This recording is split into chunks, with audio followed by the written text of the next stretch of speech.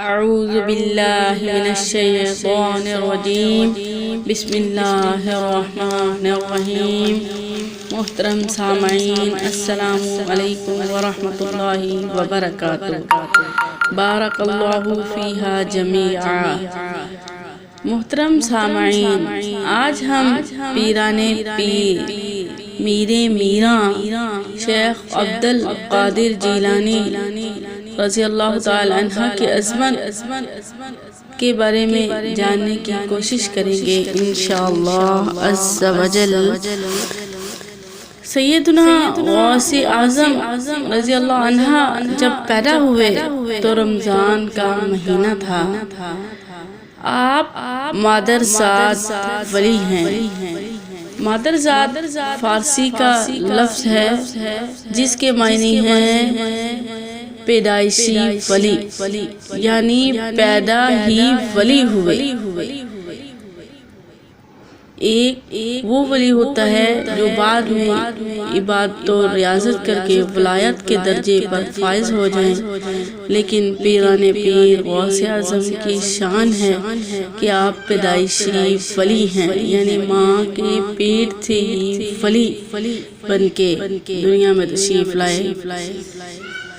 رمضان کا مہینہ تھا، چونکہ جب آپ پیدا ہوئے تو آپ نے پہلے دن ہی روزہ رکھا، سحری سے لے کے افطاری تک دودھ نہ پیا۔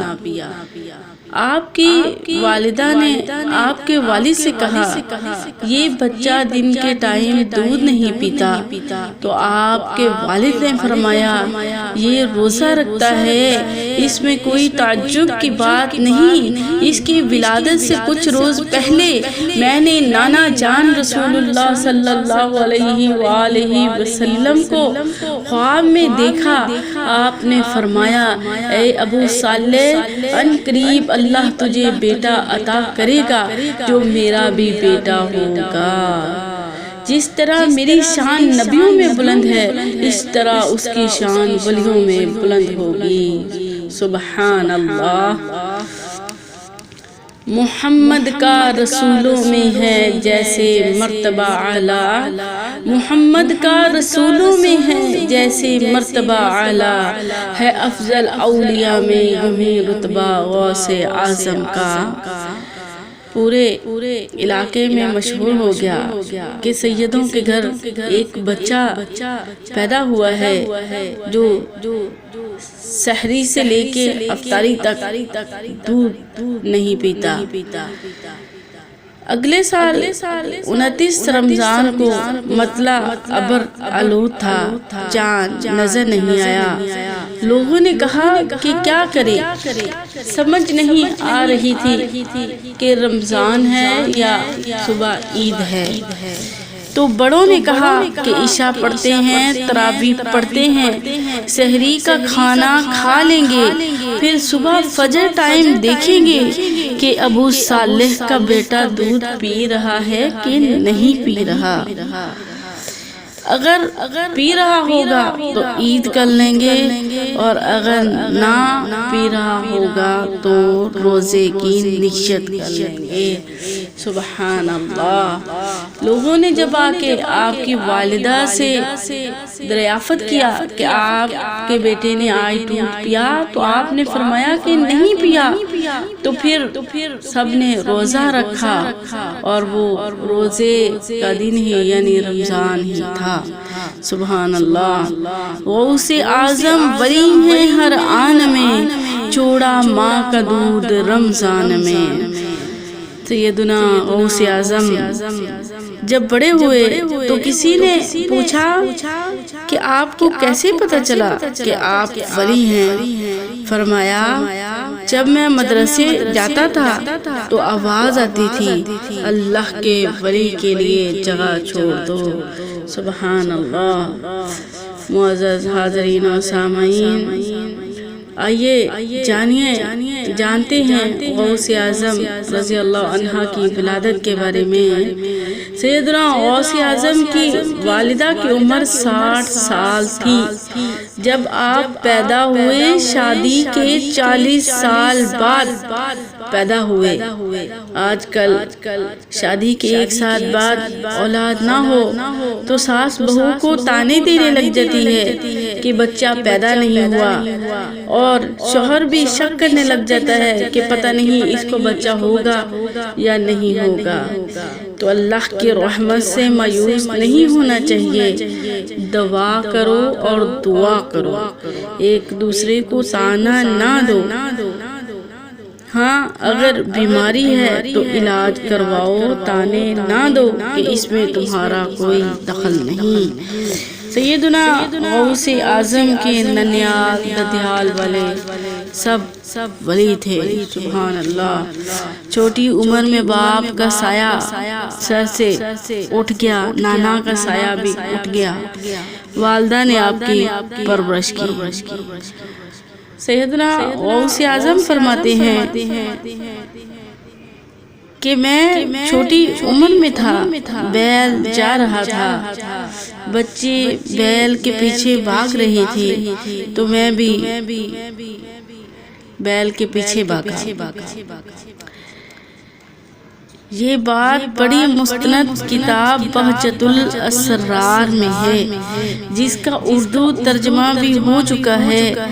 علامہ شطنوی کی کتاب ہے، جس کے بارے میں تھانوی بھی لکھتا ہے کہ بہت ہی مضبوط کتاب ہے، حدیث کی طرز پہ لکھی گئی ہے۔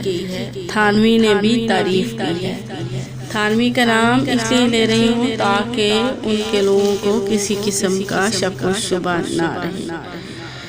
تو حضرت سیدنا شیخ عبد القادر فرماتے ہیں کہ میں بیل کے پیچھے بھاگا تو بیل رک گیا اور کہنے لگا، اے عبد القادر، تجھے اس لیے پیدا نہیں کیا گیا، تو ولیوں کا سردار ہے۔ سبحان اللہ۔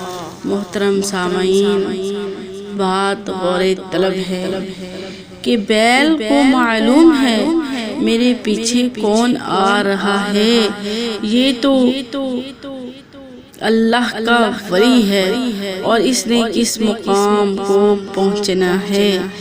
ابھی غوث پاک کی عمر کم ہے،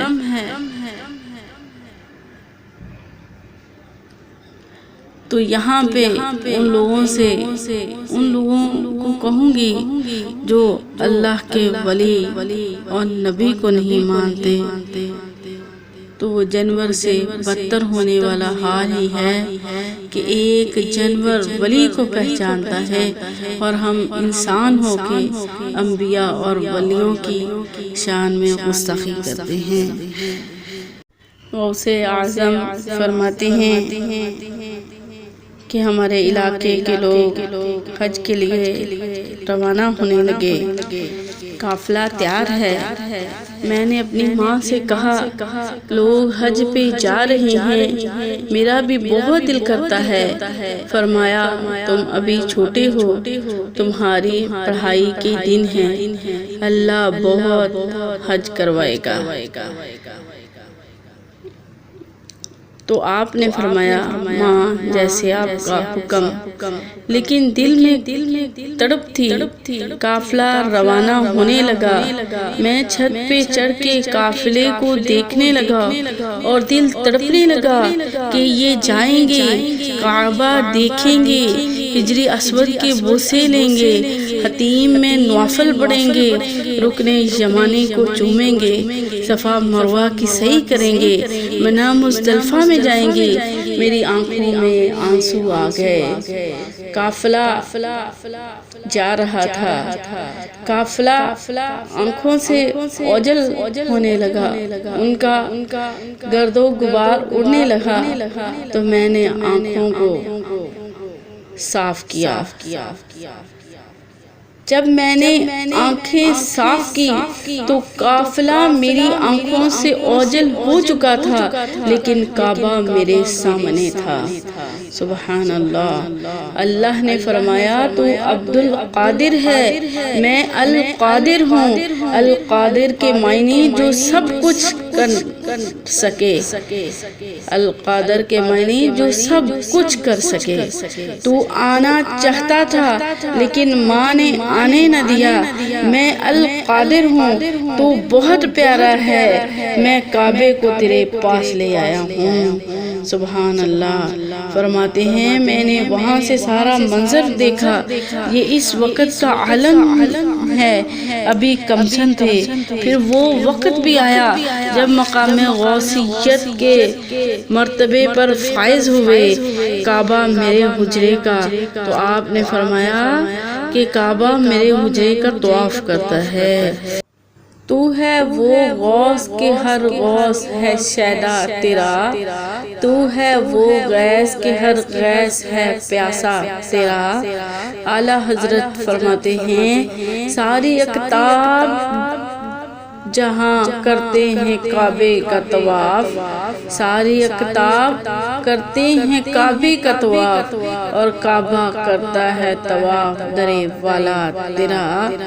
معزز حاضرین، پیران پیر غوث اعظم کی ولادت سے پہلے اولیاء بغداد میں جمع ہوئے اور کہنے لگے کہ عنقریب ایک بچہ پیدا ہوگا جو مقام غوثیت پر فائز ہوگا، جو فرمائے گا کہ میرا قدم تمام ولیوں کی گردنوں پر ہے، اور اس وقت تمام اولیاء جو ہوں گے وہ اپنی گردنوں کو جھکا لیں گے۔